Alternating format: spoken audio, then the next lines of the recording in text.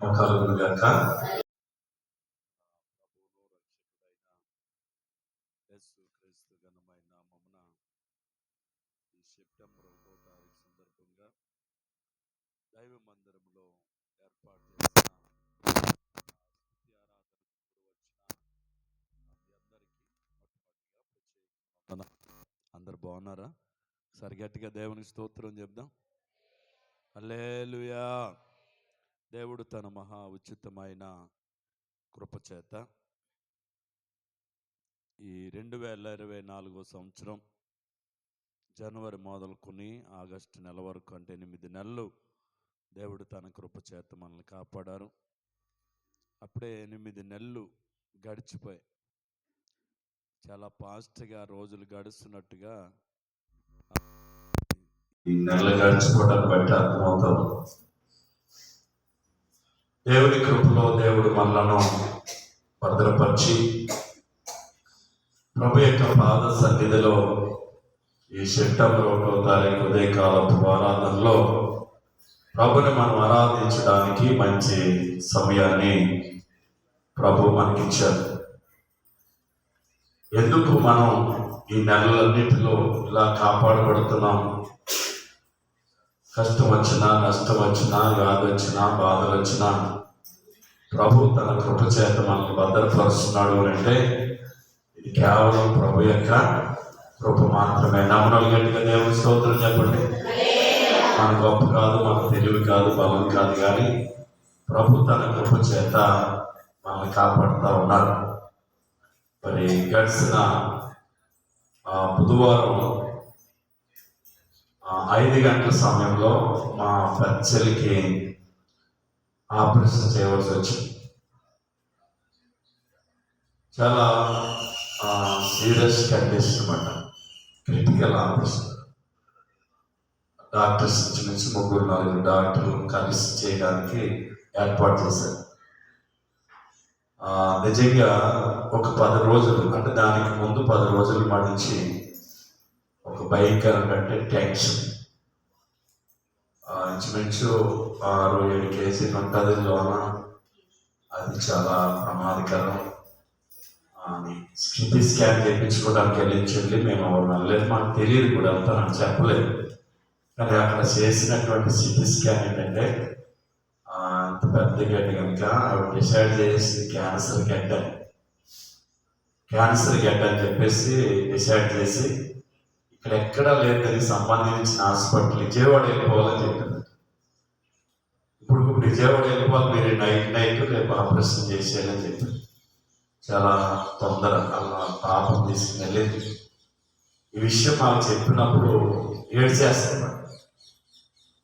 అసలు నేను ఎవరు వెళ్ళమన్నారు, మేము ఎవరొద్దు కదా, నువ్వు ఒకదాన్ని వెళ్ళవద్దంటే విజయవాడ లేదేమీ లేదు, నువ్వు పొద్దుట బయలుదేరి నేను రాజమండ్రి తీసుకెళ్తాం, నాకు టెస్ట్ ఉందని చెప్పేస్తాం, మనకు తెలిసిన హాస్పిటల్లో. నువ్వేం కంగారు పడకన్నా రాత్రి ధైర్యపరిచి మంగళవారం అమ్మని ఆ రోజు కన్నా ఆపరేషన్ చెకప్ తీసుకెళ్ళాలి, వారం అయింది. నేను అమ్మని తీసుకుని వెళ్ళి తమ్ముడు ఏదో మరి అమ్మ తమ్ముడు కలిపి ఎవరినో చూడడానికి కాకినాడ వెళ్తున్నామని చెల్లిని ఆవిడ రమ్మని ఆవిడ నుంచి వాళ్ళు రాజమండ్రి తీసుకెళ్ళి టెస్ట్ చేయించు. 3 రోజులకు వచ్చే రిపోర్ట్స్. దేవుని కృప ఏంటంటే ఎప్పుడైతే ఈ సిటీ స్కాన్ ఎలాగే తెలిసిందో రాత్రి కన్నీళ్ళు కాచి ప్రభు సన్నిధిలో ప్రార్థన చేశాం.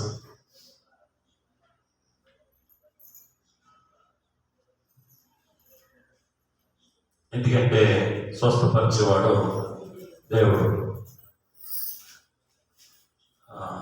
దీర్ఘాలుగా ఉంది, ప్రభువా కనికరించమని ఏడ్చి ప్రార్థన చేసినప్పుడు ప్రభు అన్నాడు, ఎందుకు భయపడుతుందని నా కార్యాన్ని నేను జరిగిస్తాను. రిపోర్ట్స్ అన్నీ కూడా నార్మల్ వచ్చాయి, ఏ ప్రాబ్లం లేదు. మళ్ళీ రాజమండ్రిలో చేయించడం దూరం కదా, మనకి వెళ్ళడానికి ఇబ్బంది అవుతుందని ఇక్కడ అమలాపురంలోనే చేయించడానికి మేము ఇచ్చేయచ్చు. కానీ ఏళ్ళు చెప్పింది ఏంటంటే పైకి తెలియదు కానీ కంచి కింద కూడా క్యాన్సర్ సంబంధించిన క్రిములు ఉండొచ్చు, చెప్పలేము. కాబట్టి ఏదైనా సరే కొంచెం క్రిటికల్ కనుక మీరు దానికి ఒక అంటే చేస్తామంటే మేము ఒక అని చెప్పి సంతకం పెట్టి, ఎందుకంటే దేవుడు మాటిచ్చాడు, అటువంటిది ఏమి జరగదు అనేటువంటి మా నమ్మకం. కాబట్టి ఇంచుమించు 3-4 డాక్టర్లతో ఆపరేషన్ చేయాలని చెప్పారు మేడం గారు. ఓకే, దానికి మేము అంగీకరించాం. ఆరోగ్యశ్రీ కాకుండా మళ్ళీ ఎక్స్ట్రాగా 30,000 కట్టాలని చెప్తే దానికి కూడా మేము అంగీకరించి ఆపరేషన్ చేయడానికి ఏర్పాట్లు చేశారు. బుధవారం 5 గంటలకి ఆపరేషన్ మొదలుపెట్టి ఇంచుమించు 7 గంటల వరకు ఆపరేషన్ జరిగింది. ఒక పెద్ద కంతి తీశారు. తర్వాత గర్భసంచి పక్కన మళ్ళీ ఇంకొక కంతి కూడా ఆల్రెడీ అది కూడా ఒక మాదిరిగా తయారైంది. అటు గర్భసంచి కూడా తీసి ఆపరేషన్ సక్సెస్ చేశారు. కానీ ఆశ్చర్యం ఏంటంటే ఆ ట్రిపుల్ అనేవి కానీ వాటి వల్ల ఏమిటంటే ఇబ్బంది అనేది కానీ ఏదీ లేదు. చాలా ఆశ్చర్యకరంగా ఉంది. ఆపరేషన్ చాలా బాగా జరిగిందని డాక్టర్ చెప్పినప్పుడు మేము ప్రభుత్వం స్తుతించాం. దేవుని స్తోత్రం చెప్తాం. నిజంగా తన నమ్మిన మనలను ఎన్నడూ దేవుడు ఏం చేసేవాడు కదట, విడిచిపెట్టేవాడు కాడు అనడానికి రుజువు. నిజంగా ఆశ్చర్యకరంగా ఆపరేషన్ విషయంలో దేవుడు మేలు చేసి ఈరోజు ఈ క్షేమంగా ఉంచిన దాన్ని బట్టి మేము ప్రభువుని స్తుతిస్తా ఉన్నాం. ఎందుకంటే ముందు కూడా మీకు చెప్పకపోవడం కారణం ఏంటంటే మా అమ్మ కన్ను ఆపరేషన్ చేయించుకోవడం వల్ల గమ్ముని కన్ను ఏడకూడదు, సెమ్మాయింపు రాకూడదని డాక్టర్స్ చెప్పారు. 4 రోజులు చాలా జాగ్రత్తగా ఉండాలి. కాబట్టి ఎవరో ఒకరు వచ్చి అమ్మగారిని ఇలాగంటే కదా అంటారేమో అనేసి అంటే మా ఊర్లో కానీ ఇక్కడ కానీ ఎవరికి మేము చెప్పలేదు. కేవలం తమ్ముడు, నేను, మా పాస్టమ్మ, అలాగే మరి మాకే తెలుసు, ఇంకెవరికి తెలియదు. మేమే ఒకరోజు మా దగ్గర పిలిచి మళ్ళీ మేమంతా కలిసి ప్రార్థన చేసాం. అంతే తప్ప ఎందుకు చేస్తాం అప్పుడు తెలియదు అసలు. అంత ఏదేమైనా దేవుడు తన కార్యాన్ని నెరవేర్చాడు, వాగ్దానాన్ని తప్పలేదు, అది దేవుడు నెరవేర్చాడు. దాన్ని బట్టి మేము ప్రభువుని స్తుతిస్తా ఉన్నాం. ఉదయకాలపు వేళలో ఆల్రెడీ ముగించే టైం మనకి. ఒక్క మాట చెప్పి నేను ముగిస్తాను. ఎందుకు మనం ఈ కష్టాలు వచ్చినా, ఇబ్బందులు వచ్చినా, వ్యాధులు వచ్చినా, బాధలు వచ్చినా మనం తప్పించబడ్డానికి గల కారణం ఏంటి అని అంటే ఒక్క మాట. ఇర్మియా గ్రంథంలో 39వ అధ్యాయంలో 18వ వచనాన్ని మనం ఈరోజు చదివి దాన్ని జ్ఞానం చేద్దాం. నీవు నన్ను నమ్ముకొంటివి గనుక నిశ్చయముగా నేను నిన్ను తప్పించెదను. నీవు ఖడ్గము చేత పడవు, దోపుడు సొమ్ము దక్కించుకున్నట్లు నీ ప్రాణం నువ్వు దక్కించుకొందువు. ఇదే యెహోవా వాక్కు. ఈ ఉదయకాలపు సమయంలో మనం కూడా ఈ 2024వ సంవత్సరంలో జనవరి మాసం మొదలుకొని ఆగస్టు మాసం వరకు దేవుడు మనల్ని ఎంతగానో కాంచి కాపాడారు. అందరూ ఏ ప్రాబ్లమ్స్ లేవా అంటే ఏదో ఒక సమస్య, వ్యాధి బాధలు అవ్వచ్చు, కష్టాలు అవ్వచ్చు, ఇరుకులు అవ్వచ్చు, ఇబ్బందులు అవ్వచ్చు, ఎన్నో ఇబ్బందులు, సమస్యలు మన చుట్టుముట్టిన వ్యాధి బాధలు మనల్ని ఆవరించిన ప్రభు కృప చేత మనం కాపాడబడ్డాం. గట్టిగా దేవుడికి స్తోత్రం చేద్దాం. ఎందుకంటే జ్వరం చేత చచ్చిపోయిన వాళ్ళు చాలా మంది ఉన్నారు. యవన పిల్లలు చచ్చిపోయారు డెంగ్యూ జ్వరం వచ్చి. చాలా మంది చిన్న పిల్లలు చనిపోయిన ఉన్నారు. చాలా మంది పెద్దోళ్ళు కూడా ఆ డెంగ్యూ జ్వరం వచ్చి చనిపోయారు. చాలా భయంకరమైనటువంటి పరిస్థితి. కానీ అటువంటి జ్వరాలు మనకు వచ్చినా, లేక టైఫాయిడ్, మలేరియా ఎక్కువ ఇప్పుడు ప్రాంతాల్లో ప్రజలందరిలో ఈ టైఫాయిడ్, మలేరియా, డెంగ్యూ ఎక్కువ మనుషుల్ని బలహీనపరుస్తున్నటువంటి దినాలు. ఇలాగా జ్వరాలు మనకు వచ్చినా, లేకపోతే మలేరియా లాంటి జ్వరం మనకు వచ్చినా, ఏది ఏమైనా దేవుడు తన కృప చేత ఇప్పటి వరకు మనం సజీవులుగా ఉంచారో ఇది కేవలం దేవుని కృప. ఎందుకు మనం ఎలా కాపాడబడుతున్నాం? ఎందుకు మనం ఇలా సంరక్షించబడుతున్నాం అని అంటే కేవలం దేవుని నమ్ముకున్నాం కనుక. ఎందుకంట మనం ఎవరు నమ్మిన వారు? దేవుని నమ్మిన వారు.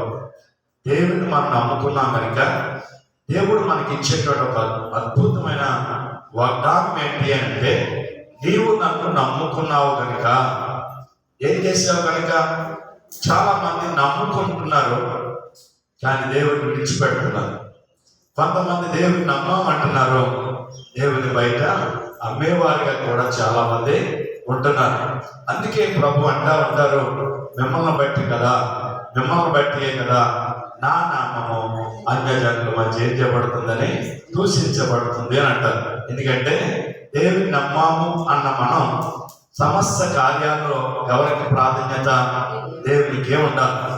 మనం దేవుని నమ్మినట్టు మన ఇళ్ళల్లో, మన కుటుంబాలు, మన బిడ్డల జీవితాల్లో ఏ కార్యక్రమాలు మనం జరిగించినప్పుడు ఆ సమస్త ప్రాధాన్యత దేనికి ఉండిపోతుందంటే లోక సంబంధమైనటువంటి క్రియలకు ఉండిపోతా ఉంది. ఇలాంటి క్రియలు జరిగిస్తూ ఉన్నప్పుడు అందులో మనం చూసినప్పుడు ఏంటంటే దేవుడు నమ్ముకున్నారంటారు, ఇవన్నీ చేస్తున్నారు ఏంటని చెప్పి దేవుడు నమ్మినటువంటి ప్రజలుగా మనల్ని వాళ్ళు ఏం చేస్తారు తెలుసా? అవమానం చేస్తూ ఉంటారు. ఇలాంటి కార్యాల వల్ల దేవుని నామం ఏం చేయబడుతుందంటే అవమానపరచబడుతూ ఉంటది. కనుక దేవుని నమ్మాము అన్న మనం దేవుని కొరకు ప్రత్యేకపరచబడిన వారిగా ఉండాలి. గట్టిగా దేవుని స్తోత్రం చెప్దాం. అలా ఒక వివాహం అవుతుంది అనుకుందాం మన ఇంట్లో, ఆ పందిరికి మామిడాకు లేకుండా, అక్కడ ఏ పసుపు కుంకాలు లేకుండా, అత్యుత్తలు లేకుండా మనం కేవలం ఒక దేవుడికి భయంకరంగా ఒక కార్యక్రమాన్ని చేస్తాం అనుకోండి, అక్కడికి వచ్చినట్టు అందులో అత్యంతలు లేవండి, ఈ అవి లేవండి, ఈ లేవని అనుకున్నప్పుడు అప్పుడు ఎవరొకరు అంటారు, ప్రభు నమ్ముకున్నారు కదా, అవన్నిటి జోలికి పోలేదనుకుంటే అక్కడ ఎవరి నామం మహిమపరచబడుతుంది?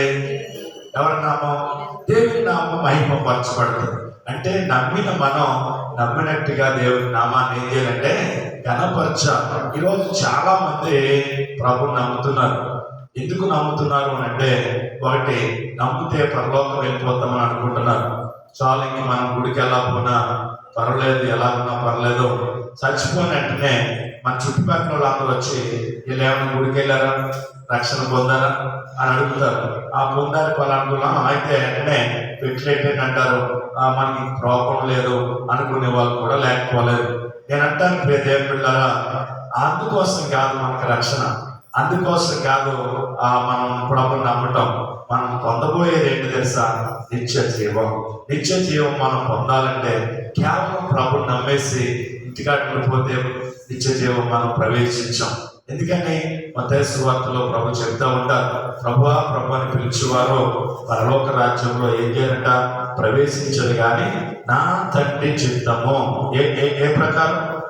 నా తండ్రి చిత్త ప్రకారంగా ఎవరైతే నడుస్తారో, ఎవరైతే ప్రభు సన్నిధిలో ముందుకు సాగుతారో వారు ఏం చేయబడతారో తెలుసా? పరలోక రాజ్యంలో ప్రవేశిస్తారట. ఎవరి చిత్తం కావాలా? తండ్రి చిత్తం కావాలి. కానీ ప్రజలు వాళ్ళ ఆలోచన బట్టి ఏమనుకున్నారంటే, మనం ఏం చేయకపోయినా పర్లేదు అని అనుకుంటున్నారు. కానీ వాక్యం అలా చెప్పట్లేదే. ఏమని చెప్తుంది? చూడండి, మత్తయి సువార్త 7వ అధ్యాయంలో మీరు చూస్తే 21వ వచనంలో రాయబడినది, ప్రభువా ప్రభువా అని నన్ను పిలుచు ప్రతివాడును పరలోక రాజ్యంలో ప్రవేశింపడు కానీ పరలోకమందున నా తండ్రి చిత్త ప్రకారం చేయువాడే ప్రవేశించును. అంటే చాలా మంది అనుకున్నట్టుగా ఆ పరలోక రాజ్యం ఈజీ కాదు. కేవలం ప్రభు నమ్మేసుకుంటే పరలోక రాజ్యంలో మనం ప్రవేశించలేము. తండ్రి చిత్తాన్ని నెరవేర్చాలి. తండ్రి చిత్తం ఏంటో మనం కనుగొనాలి. తండ్రి చిత్తానుసారంగా మనం ప్రవర్తించాలి. అలా ఎవరు ప్రవర్తిస్తామో ఆ తండ్రి చిత్త ప్రకారం నడిచిన మనలను నిత్య జీవంలో ప్రవేశించే అర్హత ఆ దేవుడు మనకి ఇస్తాడు. గట్టిగా దేవునికి స్తోత్రం చెప్తాం. కానీ ప్రజలు ఈనాడు ఏమనుకున్నారంటే, కేవలం ప్రభు నమ్ముకుంటే చాలు మనం పరలోకం వెళ్ళిపోతాం. ఈ కాన్సెప్ట్ తప్పు, ఈ ఆలోచన తప్పు. రక్షణ పొందినంత మాత్రాన్ని మనం పరలోకం వెళ్ళాం. ఒక బెంగళూరు వెళ్ళడానికో, లేకపోతే హైదరాబాద్ వెళ్ళడానికో, లేకపోతే కర్ణాటక వెళ్ళడానికో టికెట్ రిజర్వేషన్ చేయించుకున్నంత మాత్రాన మనం బెంగళూరు వెళ్ళాం, కర్ణాటక వెళ్ళాం. ఆ టికెట్ పట్టుకున్న సమయానికి ఎక్కడికి వెళ్ళాలా, ఆ ట్రైన్కి వెళ్ళాలా, లేక బస్సుకు మనం ఆ టికెట్ పట్టుకున్న టయానికి అక్కడ ఉండాలి. లేకపోతే బస్సు వస్తుంది, వెళ్ళిపోద్ది. నేను టికెట్ కొనుక్కున్నాను కదా, నేను కర్ణాటక వెళ్ళిపోతాను, నేను బెంగళూరు వెళ్ళిపోతాను, హ్యాపీగా ఇంటికాడ కాలుతాను పడుకుంటే బెంగళూరు వెళ్ళే బస్సు వెళ్ళిపోద్ది, బెంగళూరు వెళ్ళే ట్రైన్ వెళ్ళిపోద్ది, కానీ నువ్వు ఇంటికాడే ఉంటావు. నీ జీవితం నా జీవితం కూడా పరలోకం వెళ్ళిపోతాం, పర్లేదు, ఇంకా రక్షణ పొందేసాం, మనం ఎలా జీవించినా పర్లేదు, ఎలా తిరిగినా పర్లేదు అని అనుకుంటే కేవలము అది అవివేకం అంటారు, అజ్ఞానం అంటారు. కాబట్టి వాక్యం మనకు చెప్తుంది తండ్రి చిత్త ప్రకారం నడవాలంట. ఎలాగా? తండ్రి చిత్త ప్రకారం నడిచినప్పుడే నిత్య జీవంలో మనం ప్రవేశిస్తాం. ఈ చదువుకున్నటువంటి భాగంలో మనం చూస్తే రాయబడిన మాటలు మనం గమనిస్తే, అతడు నన్ను నమ్ముకున్నాడు కనుక. ఏం చేశాడు కనుక? నమ్ముకున్నావు. నువ్వు నమ్మినట్టుగా నువ్వు జీవించగలిగితే, నమ్మినట్టుగా దేవుని సన్నిధిలో నువ్వు నిలవగలిగితే, దేవుని కృప కొరకు నువ్వు సాగగలిగితే, నేను దేవుని నమ్మాను అన్నట్టుగా నువ్వు నిలవబడగలిగితే, ఆశ్చర్యకరమైనటువంటి దేవుడు నీ ప్రతి ఇరుకు నుంచి, ఇబ్బంది నుంచి, వ్యాధి నుంచి, బాధ నుంచి నీకు ఏం సార్ తెలుసా? శత్రు భయం నుంచి, శత్రు కక్కబారి నుంచి ఆయన నేను తప్పిస్తాడు. గట్టిగా దేవుని స్తోత్రం చెప్తాను. హల్లెలూయా. ప్రియ దేవుని బిడ్డలారా, ఇక్కడ చాలా స్పష్టమైన మాట. అతడు నన్ను నమ్ముకున్నాడు కనుక అతను నేను తప్పిస్తాను. ఎక్కడి నుంచి తప్పిస్తాడు? శ్రమ నుంచి, బాధ నుంచి, కష్టాల నుంచి, ఇరుకుల నుంచి, శత్రు భయం నుంచి, ఆపద నుండి, వ్యాధి బాధ నుంచి ప్రభు ఏం చేస్తాడట? తప్పిస్తాడట. ఇక్కడ చెప్పబడే మాట ఏంటంటే, నీవు ఖడ్గం చేత పడవు, తోపుడు సొమ్ము దక్కించుకున్నట్లుగా నీ ప్రాణము నువ్వేం చేసుకుంటావు తెలుసా? దక్కించుకుంటూ. ఈ మాట చెప్పేది ఎవరో? ఇదే యెహోవా. దేవుడిచ్చే ఒక అద్భుతమైనటువంటి వాగ్దానం ఏంటంటే, నీవు నన్ను నమ్ముకున్నావు కనుక నేనే నిన్ను తప్పిస్తాను. దేవుని స్తోత్రం. హల్లెలూయా. 91వ కీర్తన 14వ వచనంలో చూస్తే అక్కడ చాలా స్పష్టమైన మాట చెప్తాడు. అతడు నన్ను ప్రేమిస్తున్నాడు కనుక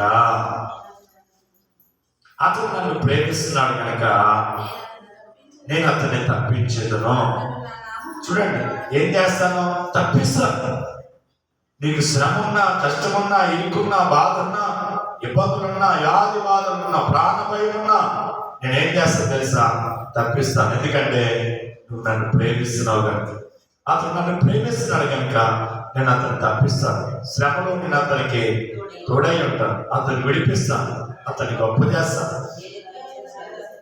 అబ్బా, ఏ ఆయు చేత, ఏ కార్యం చేత నేను అతన్ని తృప్తిపరుస్తాను. అతను మొరపెట్టగా నేను ఏం చేస్తాను తెలుసా? ఉత్తరం ఇస్తాను. ఎందుకని? అతడు నన్ను ప్రేమిస్తున్నటువంటి వ్యక్తి, అతడు నన్ను నమ్ముకున్నటువంటి వ్యక్తి, అతడు నా నామమును ఎరిగినవాడు, అతడు నా నామమును కనపరుస్తున్నవాడు, అతడు నా నామమును హెచ్చిస్తున్నవాడు, అతడు నా నామమును బట్టి స్తుతిస్తున్నవాడు కనుక నేనేం చేస్తాను తెలుసా? అతను నేను కనపరుస్తాను. ఏం చేస్తాను? అతను నా నామం ఎరిగిన వాడు కనుక నేనేం చేస్తాను తెలుసా? కనపరుస్తాను. నేను అవమానానికి నేను గురి చేయను, తలదించుకున్న వాడిగా నేను చేయను, నేను తల ఎత్తుకున్న వాడిగా చేస్తాను. దేవుడికి మహిమ కలుగును గాక. హల్లెలూయా, హల్లెలూయా. ఇంకా మనం చూస్తే 46వ కీర్తన 1వ వచనంలో అంటాడు, ఆపత్కాలంలో చూడండి, దేవుడు మనకు ఆశ్రయమును దుర్గమునై ఉన్నాడు. ఆపత్కాలంలో ఆయన నమ్ముకోదగిన సహాయకుడట. చూడండి, ఎప్పుడు ఆపద వచ్చినప్పుడు, అపాయం వచ్చినప్పుడు, ఆ సమయంలో ఆశ్రయం కొరకు, సహాయం కొరకు, ఆదరణ కొరకు, విడుదల కొరకు ఏం చేస్తాం? మనం కనిపెడతా ఉంటాం. ఈ సమయంలో ఎవరొకరు మనకు ఆదరించకపోతారా అని. కానీ అక్కడ దేవుడు చెప్తున్నాడు, ఆపత్కాలంలో నేను ఎవరినో తెలుసా? నువ్వు నమ్ముకోదగిన సహాయకుడు. దేవుడి స్తోత్రం చెప్తాం. ఆపద వచ్చిన సమయంలో నీవు నమ్ముకోదగిన సహాయకుడు అంటాయి. ఆయన కనుక నమ్మినట్లయితే, ఆయన విశ్వాసం ఉంచినట్లయితే ఆయన అద్భుతాలు నీ జీవితంలో చేయగలరు. అందుకే ఇర్మియా గ్రంథం 17 అధ్యాయము 7వ వచనంలో ఒక మాట చూస్తే